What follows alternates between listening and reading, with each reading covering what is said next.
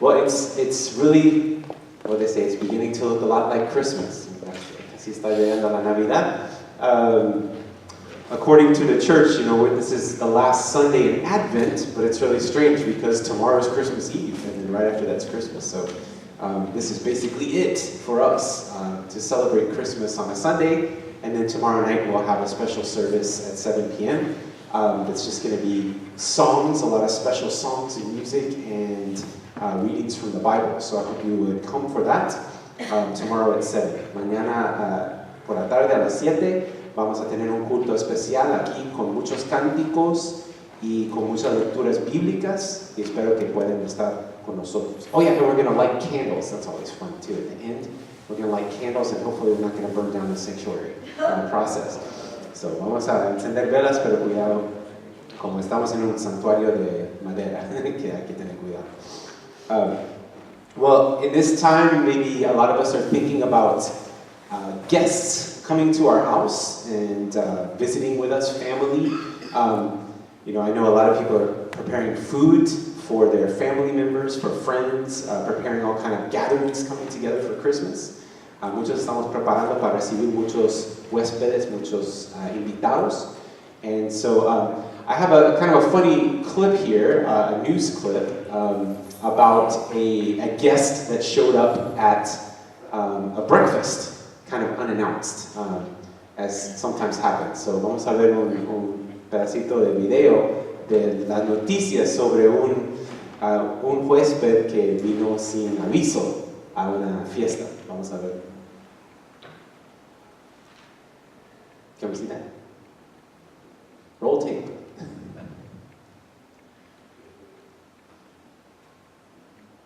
The ultimate party crasher, and that split-second moment for tourists, Americans among them, sit still or run. Don't look. Don't look. Don't move a muscle. This California family was on safari in Zimbabwe when an uninvited guest turned up. The guides told him to sit perfectly still. And, he looked. Just watch what happens as the grumpy elephant truncates their lunch. Guides make some noise to scare him away. The two men, lucky to escape with just a scrape. So, if an elephant ever turns up at your picnic table, sit still. And whatever you do, don't look. Been right, ABC News. Welcome to dinner. David, thanks, and thank you for watching here on Tuesday night, and I certainly hope to see you right back here tomorrow. Yeah, so, man, they didn't expect that, right? I bet they kind of lost their appetite after the elephant showed up at their meal. That was quite a surprise. They weren't expecting that. And sometimes that happens. Hopefully elephants are not going to show up at any of your houses for Christmas. Espero que no lleguen elefantes a sus casas. But sometimes uninvited guests do appear, right? Sometimes we invite some friends, and then they bring some friends we didn't expect, and all of a sudden we open our door and there's all kind of people we don't know. I don't know if that's ever happened to you. No sé si les ha pasado que invitan a unos amigos, unos conocidos, y ellos traen sus amigos sin invitación, y de repente llega mucha gente. And it's nice if they brought something with them, right? That can kind of change the situation. So if the unexpected guests show up, and they're bringing something nice for the house, that's always good, right? So that's a word of advice. If you end up uninvited going to somebody's house, take something nice with you. Then they'll be like, at first they'll be like, hi, and then you give them oh, hi, come on in. Que eso va a cambiar la situación si traen algo de regalo para la casa. Well, we have something kind of similar to that happening in today's message from the gospel, especially. We have some guests who came uninvited. We say uninvited guests, right?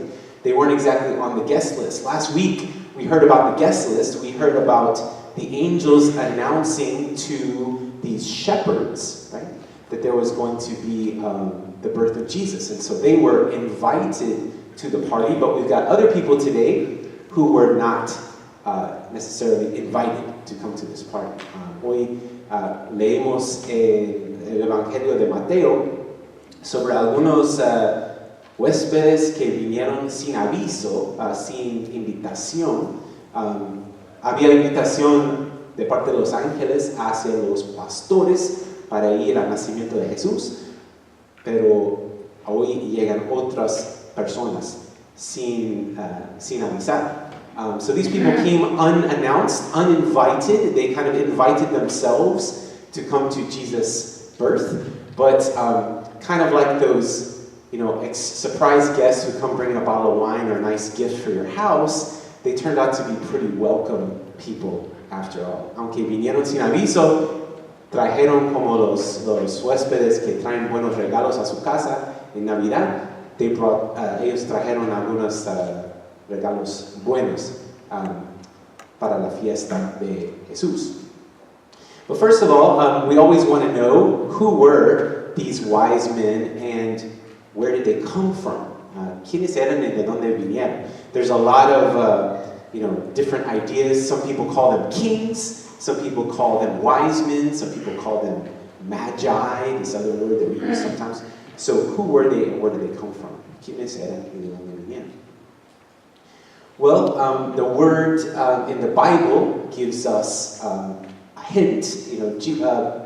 Matthew doesn't tell us exactly who these people were, where they're from, and so that's why we're always trying to guess. But he says, first of all, that they were Magi, as we say sometimes in English, magus, which is a magician, an astrologer, or an advisor of some kind, a wise guy, some kind of wise guy. Not in the mafia sense, but in the sense of like knowing a lot of stuff. Eran gente magos, astrólogos, o consejeros para reyes, para oficiales en aquellos tiempos. So we know they were people who were very knowledgeable. Matthew simply tells us they were from the east, que vinieron del este. So we don't know exactly where, but we assume east from Jerusalem, that would probably mean the Persian Empire. Que tenemos de entender que si vinieron del este desde Jerusalén, estamos hablando del Imperio Pérsico. In the Roman Catholic tradition, there was an idea that these were kings, not only wise people, but actually kings of different countries. Especially over time, they came to be identified as kings from Ethiopia, from Persia, and from Arabia. So, en las tradiciones de la Iglesia Católica Romana, sobre los siglos, se desarrolló el entendimiento que eran reyes de varios países, especialmente Etiopía, Persia, y Arabia. Actually, we don't even know how many they were. We know there were 3 gifts, so we assume there were 3. But now we have all these songs. We 3 kings of Orient are, right? We just assume there's 3 guys. And all the pictures I can find, they're always 3, right? All the pictures I can find on the internet. Siempre pensamos que eran 3, aunque la Biblia no nos dice cuántos. Eran 3 regalos que trajeron, claves, pero no sabíamos exactamente cuántos eran. Pero todos piensan por los 3 regalos que eran 3 personas. Also, why did the wise men come? Why were they coming to this party? Why did they end up at Jesus' party? Sometimes there's party crashers like that elephant that just come, they don't even know what they're getting into, they just come right in. But in this case, they seem to come with some kind of purpose. No eran como el elefante que llegaron sin saber a qué llegaron, sino que tenían una misión, un propósito para llegar, hacia qué llegar. Why did they come? Well, Matthew 2:2 tells us that they had seen his star, speaking of Jesus, they had seen his star at its rising. Nos dice en Mateo capítulo 2, versículo 2, que ellos habían visto su estrella cuando se levantaba.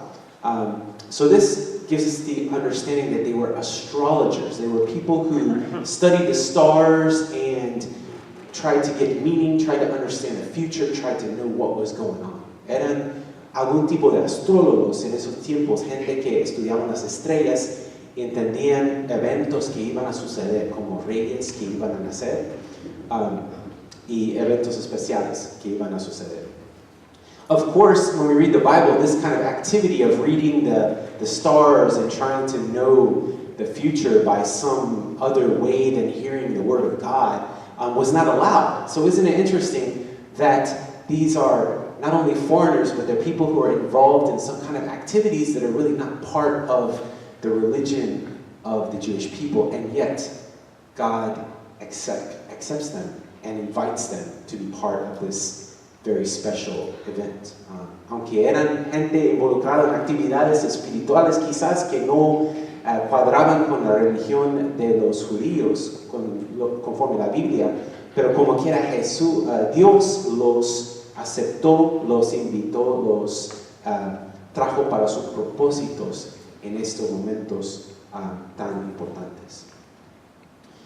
They were looking for the king who was to be born, right? Buscaban al rey por nacer. And so where would you go, first of all, to find a newborn king? You go to the palace, right? And that's what they did. They went to Jerusalem, they went to the palace. They tried to knock on the door and ask the king where this new king was going to be born. So pensaron como estaban esperando el nacimiento de un rey, fueron ante el rey de Judea, ante Herodas, y lo preguntaron que dónde iban a nacer el niño. So when they asked the king when and where this child was going to be born, you can imagine, I just imagine like Herod's having his morning coffee and these guys show up and, we're looking for the new king. What? New king? Le cayó la noticia de sorpresa. We remember last week that Herod was not on the guest list for the birth of Jesus. And so he was just so surprised to know a new king is being born and he's not part of my family. We're not talking about my kids. I'm not expecting any kids to be born right now. So who is this new king that's going to be born? Right? Herodes ha de haber estado muy sorprendido en saber que se iba a nacer un nuevo rey que no era de su linaje, que no era de su familia, y eso es un problema para él. That would be a threat for him, for Herod, for his family. So Herod did what kind of thing Herod liked to do a lot. He lied, and he tried to get information, and he wanted to know where Jesus was. He said, I want to go worship him, but really he had plans, as we know later, to kill him and get rid of him, so there would be no threat to his kingdom. El rey, como era muy malo, hizo sus maldades, mintió, dijo que quería información para ir a alabarlo, pero su propósito era ir a matarlo y acabar con él, acabar con ese poder. And so there was no gifts coming from Herod to baby Jesus on that Christmas. But there were important gifts that we talked about that the wise men brought, and we want to talk about what those gifts were just for a minute. Ellos trajeron algunos regalos muy importantes, vamos a mencionarlos. They're very, you can see that the wise men knew something about Jesus, even though they didn't know him personally, even though they didn't know the family, but somehow they knew, God had somehow revealed to them something about the character and the future of Jesus. And you can tell by the gifts that they brought. Ellos, aunque no conocían a Jesús ni a la familia, como vinieron de lejos, eran extranjeros, pero de alguna forma Dios les dio sabiduría para saber algo de Jesús y qué era su propósito, qué era su misión en el futuro. Y podemos ver eso a través de los regalos que trajeron. They brought gold, which was the gift to give a king. If you ever want to visit a king, bring some gold. It's always a good idea, right? Remember the Queen of Sheba brought a lot of gold to Solomon. Era un regalo para dar a un rey, el oro, but it was also evidence that they were seeing him not just as some other official to be born, but as someone who would have authority even over them, a king among kings of some kind. El oro que trajeron es un ejemplo, es un símbolo para hacernos entender que ellos sabían que eso no iba a ser simplemente cualquier rey de un país extranjero, sino un rey que iba a tener autoridad sobre ellos y que ellos lo vieron como un rey de reyes, un rey de reyes. Frankincense is another gift that they brought, and it's a gift fit for a god, we can say. And if I was going to ask you which of the gifts was the most valuable, you probably want the gold, right? I would, nowadays. But in those days, frankincense was where people made their money. It was imported from far away. It was very valuable, and it was needed in the worship of gods, in temples. Even in Exodus, in the Bible, we read about this frankincense being used in the worship of Jehovah in the temple. And so it was very valuable, a very, very valuable resource. Quizás lo de mayor valor no era el oro, sino el incienso que trajeron como vino de muy lejos, de otro país. Había que importarlo, era muy costoso y se necesitaba en la alabanza de los dioses en los templos. En el libro de Éxodo podemos ver que se usa en la alabanza de Jehová en el tabernáculo, en el templo. Entonces quizás eso era el regalo de mayor valor. And we can see some hint from this gift of frankincense that not only did they see Jesus as a king, but they understood he had some kind of divine nature. We can see that they had some hint of his being the Son of God. Podemos ver de este regalo de alguna forma que tenían alguna idea de que él era más que un rey, más que un ser humano, que era incluso Dios mismo. And then, of course, the third gift was myrrh. That was something that was needed to prepare a body for burial. El tercer regalo era el mirra, que se necesitaba para preparar un cadáver para el entierro. And it's a reminder that Jesus had a destiny, as the song says, he lived to die. Remember that praise song? He lived to die, right?